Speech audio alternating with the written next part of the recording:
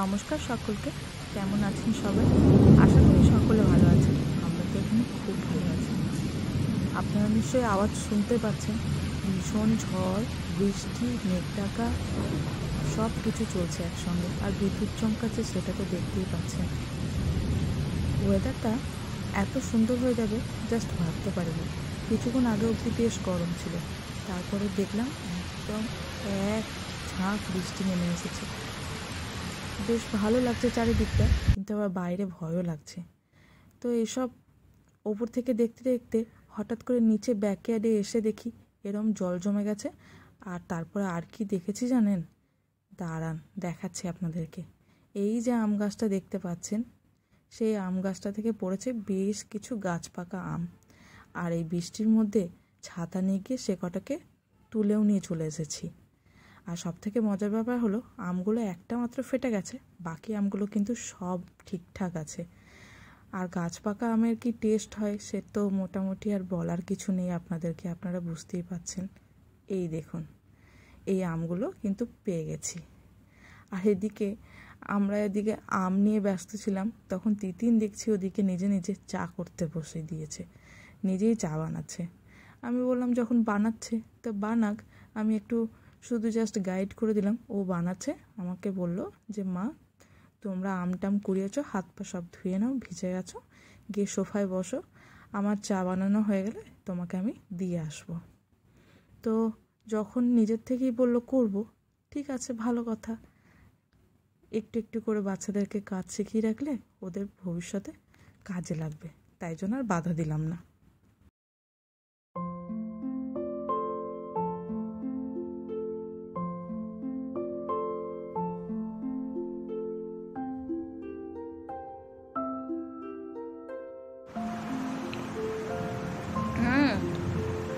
Heavy হয়েছে।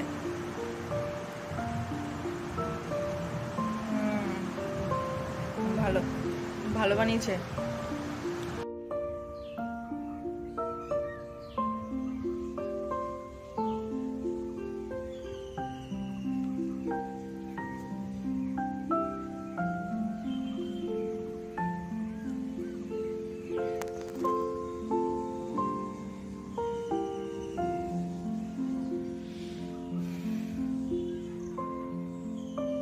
পরের দিন সকালবেলা ওয়েদারটা কিন্তু বেশ নরম ছিল।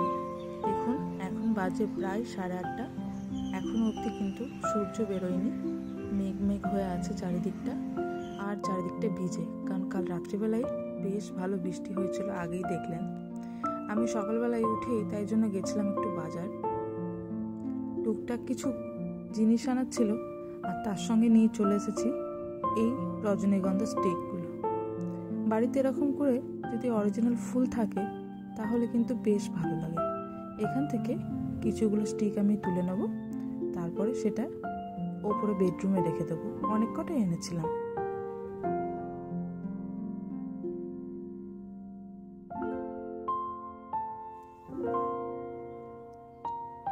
ওপরে নিয়ে এসে এই বেডরুমে এই দেখুন রেখেছি এই ফ্লাওয়ার ভাসটার মধ্যে।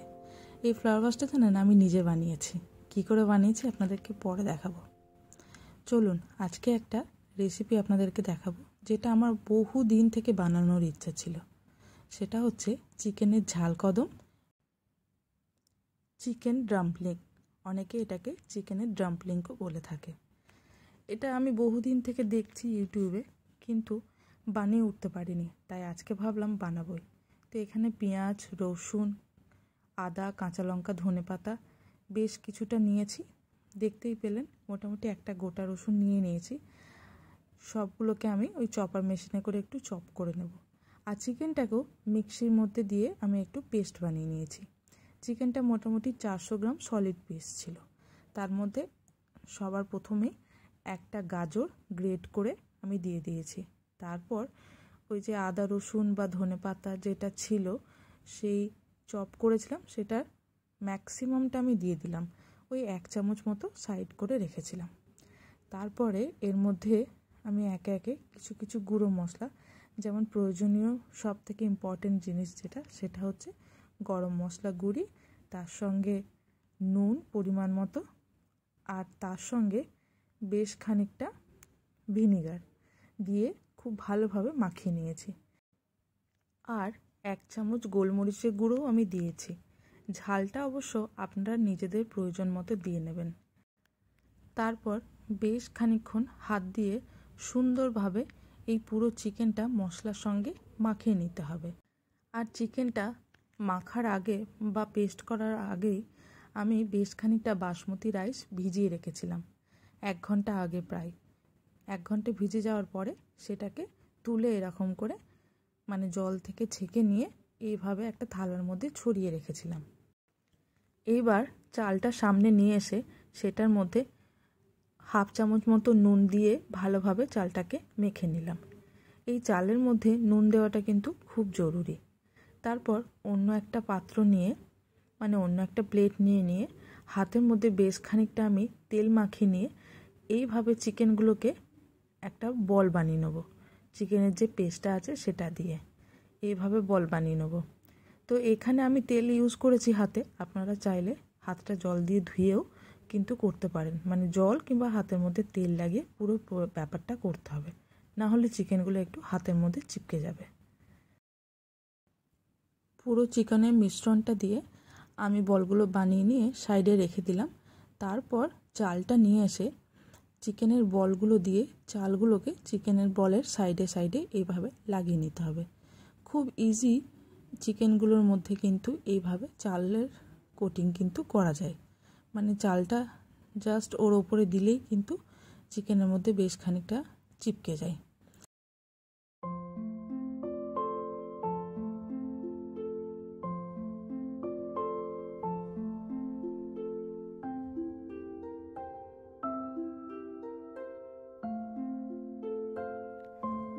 যতক্ষণে এই প্রসেসটা চলছে আমি কিন্তু সাইডে গ্যাসের মধ্যে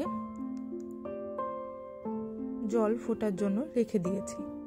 এগুলোকে আমি এবার ইডলির মতো করে স্টিম করে নেব। এটা অবশ্য স্টিমারেই করা যায়, কিন্তু আমার কাছে যেহেতু স্টিমার নেই তাই জন্য আমি এটা ইডলি মেকারের মধ্যেই করছি। এই দেখুন, এইভাবে সব এক একটা বলকে এইভাবে রাখতে হবে। আর তারপর 20 থেকে 25 মিনিট মতো হাই ফ্লেমে এগুলোকে সেদ্ধ করতে হবে। দেখলেন তো কি সুন্দরভাবে চালগুলো একদম সেদ্ধ হয়ে গেছে। এদিকে ওটা যখন হয়ে যাবে ওটাকে আমি গ্যাস থেকে নামিয়ে অন্য একটা কড়াইয়ের মধ্যে একটু গার্লিক বাটার আমি বানিয়ে নেব। প্রথমে কড়াইয়ের মধ্যে বেশ খানিকটা বাটার দিয়েছি, মানে 1 চামচ মতো বাটার দিয়েছি। তার উপরে দিয়ে নিয়েছি কিছুটা রসুন কুচি আর অল্প একটুখানি হলুদ। ব্যাস, তাহলেই তৈরি হয়ে গেল গার্লিক বাটার। সেটাকে একটু ভেজে নিলেই তৈরি হয়ে যাবে। এবার ভালো জিনিস যখন রান্না করেছি তখন সেটা ভালোভাবে সার্ভ করাটা আমার মনে হয় বেশ ভালো। আর এটা আমি কিন্তু বানিয়েছি তিনতুরিনের জন্য। তো ওরা কিন্তু এরকম সাজিয়ে গুছিয়ে আগেই বলেছে খাবার খেতে বেশ ভালোই বাসে। তো এরকমভাবে আমি একটা প্লেটের মধ্যে বেশ খানিকটা সস নিয়ে নিয়েছি। আর তারপরে ওই ওপর থেকে যে গার্লিক বাটারটা আমি বানিয়ে রেখেছি সেটাকে একটু একটু করে দিয়ে নিচ্ছি। এইটাতে টেস্টও ভালো হবে আর দেখতেও বেশ সুন্দর লাগবে। প্রথমে সাজিয়ে রাখলাম, তারপর ওদেরকে দেব, ওরাই বলবে কেমন খেতে হয়েছে। আমি তো খেয়ে দেখেছিলাম পরে, খুবই সুন্দর খেতে আর খুব তাড়াতাড়ি তৈরিও হয়ে যায়। তো আপনারা প্লিজ বাড়িতে এটা বানিয়ে দেখবেন, খেতে কিন্তু বেশ ভালো লাগে। বাচ্চারা তো খুবই পছন্দ করবে। খুব একটা তেলও না, পুরোটা স্টিমের মধ্যেই তৈরি হয়েছে। তো অতএব এটা কিন্তু হেলদিও বলা যেতে পারে। আর 4টে খেলে পেট মোটামুটি ভরে যায়, কারণ সলিড চিকেনও পাওয়া যায় আর তার সঙ্গে ভাতটাও থাকে। তো কেমন লাগলো এই রেসিপিটা আমাকে জানাবেন। ভালো লাগলে প্লিজ লাইক করবেন, শেয়ার করবেন। আর যারা আমার চ্যানেলে নতুন তারা প্লিজ আমার চ্যানেলটা সাবস্ক্রাইব করবেন। আজকের মতো এটুকুই, আবার দেখা হবে নেক্সট ভিডিওতে। ততক্ষণের জন্য টাটা।